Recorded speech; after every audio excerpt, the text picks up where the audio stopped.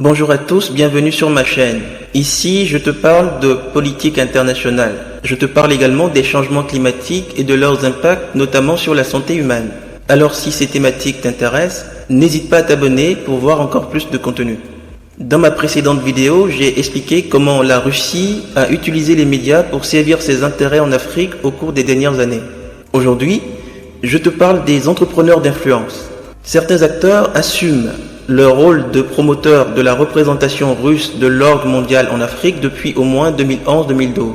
Les premiers soubresauts de la guerre civile syrienne et le renversement du colonel libyen Mouammar Kadhafi par une coalition occidentale ont renforcé le discours russe auprès de plusieurs groupes africains qui critiquaient l'unilatéralisme occidental et accusaient les Occidentaux de néocolonialisme et de politique de changement de régime. À cette époque, l'Afrique était encore une cible mineure pour la Russie et ceux qui investissaient dans la propagation des récits russes sur le continent n'étaient que de simples aventuriers sans lien direct avec Moscou. Cependant, ils ont ouvert la voie aux entrepreneurs professionnels d'influence qui viendront plusieurs années plus tard. La chaîne de télévision Afrique Média incarne le rôle de ces pionniers.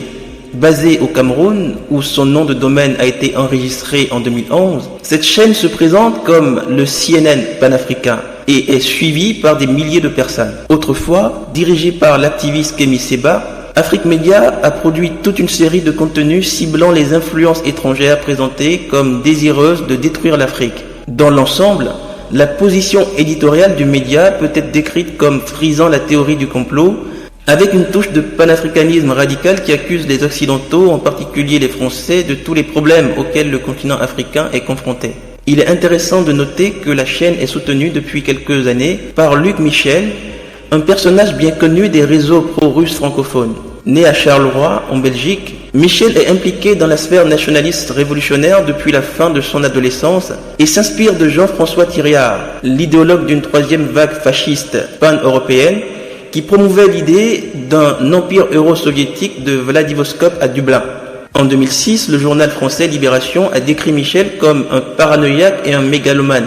Michel a fondé le petit parti communautaire national européen, le considérant comme un mouvement pan-européen qui, en unissant l'extrême droite et l'extrême gauche, libérerait l'Europe du colonialisme yankee. Considérant la Russie comme le principal opposant à l'impérialisme américain, il a également défendu d'autres figures de la résistance, comme Saddam Hussein et Kadhafi. Au milieu des années 2000, Michel a réussi à institutionnaliser ses liens avec la communauté des États indépendants, organisation de surveillance des élections, une organisation pionnière dans la surveillance des élections controversées dans l'espace post-soviétique. Il a ensuite créé sa propre organisation d'observation électorale, l'Observatoire eurasien pour la démocratie et les élections, qui a validé les élections et référendums sécessionnistes organisés en Transnistrie, en Abkhazie, dans le Haut-Karabakh, en Crimée et dans le Donbass, et dispose de bureaux à Moscou, Paris, Bruxelles, Sotchi et Chisinau.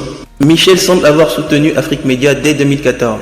Cette année-là, il avait écrit sur son blog que la Russie avait sauvé Afrique Média des coquineries de Canal+, dans une querelle commerciale sur l'attribution des bandes de fréquences satellites. Sans détailler la soi-disant mission de sauvetage ni son rôle dans celle-ci, Michel s'est félicité du succès de la mission qui avait, avec l'aide des Russes, apparemment empêché l'arrêt de la diffusion de la chaîne sur une fréquence propriété de Canal+. Depuis, il a proposé à plusieurs reprises son soutien à ce média panafricain. En 2016-2017, il a lancé un appel de fonds pour financer la construction de nouveaux bureaux pour la chaîne, une démarche qu'il a réitérée en 2019 pour financer l'ouverture d'un bureau d'Afrique Média à Bruxelles. Outre son soutien financier, Michel apparaît souvent sur la chaîne, où il se présente comme un géopolitique et un spécialiste de l'Afrique. En avril 2019, il a rencontré la première dame du Tchad, Anne Diamena, où il s'est présenté comme le principal présentateur TV d'Afrique Média. Afrique Média n'est pas la seule plateforme liée à Michel. L'aventurier belge gère également un large réseau de sites internet destinés au public africain.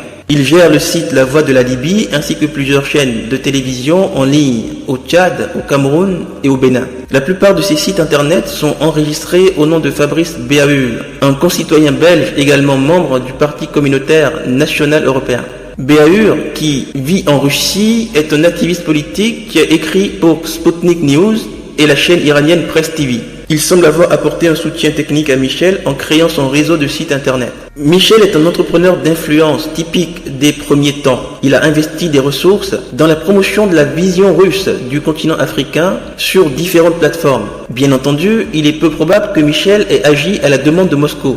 Pourtant, lui et Afrique Média sont de facto des chambres d'écho pour les récits russes, dans la mesure où ces récits sont alignés sur leur propre agenda politique. Ce type de jeune entrepreneur voit donc la Russie comme une ressource qu'il peut déployer pour mener à bien ses propres projets.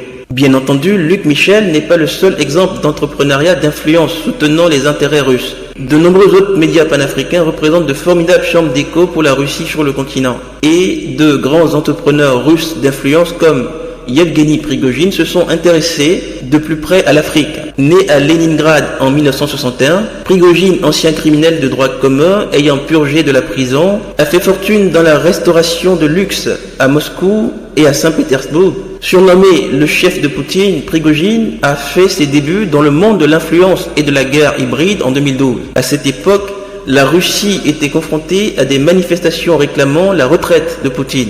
Les manifestations étant largement organisées sur les réseaux sociaux, les protestations ont rapidement été la cible de trolling et de campagnes de déstabilisation.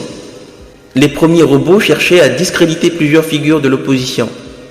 Il est très probable que Prigojine ou ses associés aient été liés à cette campagne.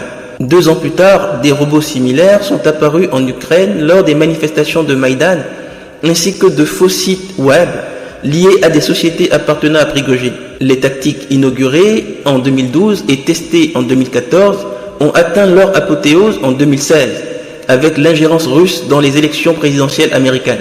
Depuis l'ingérence dans les élections américaines, l'empire de Prigojine s'est considérablement développé.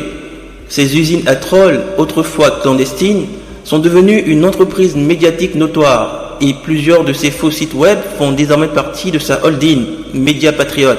Parallèlement, Prigojine a diversifié ses activités en investissant dans des sociétés de génie civil, de production minière et pétrolière, ainsi que dans la sécurité et la formation militaire privée. Son modèle de développement en Afrique consiste à accompagner les ambitions géopolitiques de la Russie dans la région en vendant ses services, notamment des conseils politiques et des campagnes d'influence, souvent en échange d'une participation dans les sociétés minières. Au Soudan, où le gouvernement russe envisage depuis longtemps d'ouvrir une escale à ses navires militaires sur la mer Rouge, les proches de Prigojine ont conseillé l'ancien président soudanais Omar el-Béchir et lancé de nombreuses rumeurs sur les réseaux sociaux lors des manifestations qui ont précédé son renversement.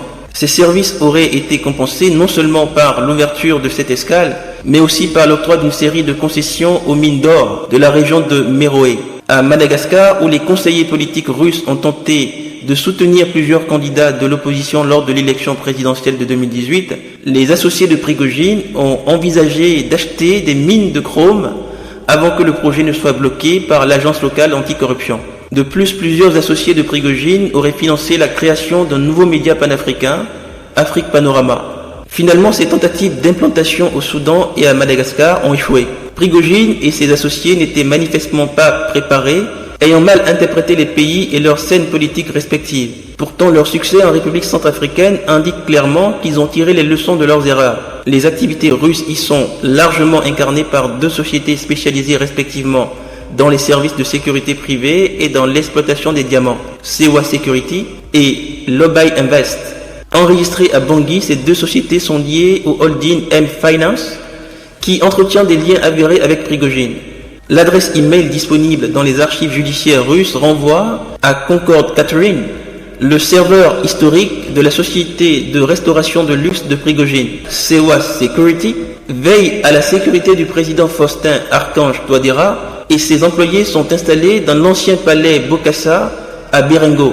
Lobby Invest a quant à lui obtenu plusieurs concessions minières dans le centre du pays. Sewa assure probablement la protection de ces sites. Comparé aux initiatives amateurs de Luc Michel, les réseaux de Prigojine sont bien plus organisés. Ils opèrent à une échelle beaucoup plus grande et bénéficient probablement d'un accès direct au sommet de l'appareil politique russe. La principale façon par laquelle Prigojine a rendu efficace l'action des premiers entrepreneurs russes en Afrique a été de proposer un modèle commercial clair. Alors que les réseaux tels que celui de Michel semblent avoir une forte cohérence idéologique mais avec une faible viabilité financière. Les initiatives de Prigojine ont été beaucoup plus opportunistes et motivées principalement par la recherche de profit. Il est intéressant de noter que cette mutation montre que le renouvellement de l'influence de la Russie en Afrique est difficilement financé par l'État. Au contraire, il existe une convergence néolibérale entre les intérêts stratégiques de la Russie et la rentabilité pour les entrepreneurs individuels, de l'influence et de leurs activités en Afrique. Cette convergence permet à l'État de sous-traiter des opérations d'influence à très faible budget à des acteurs privés qui ne respectent que, dans une mesure limitée, les règles nationales ou internationales.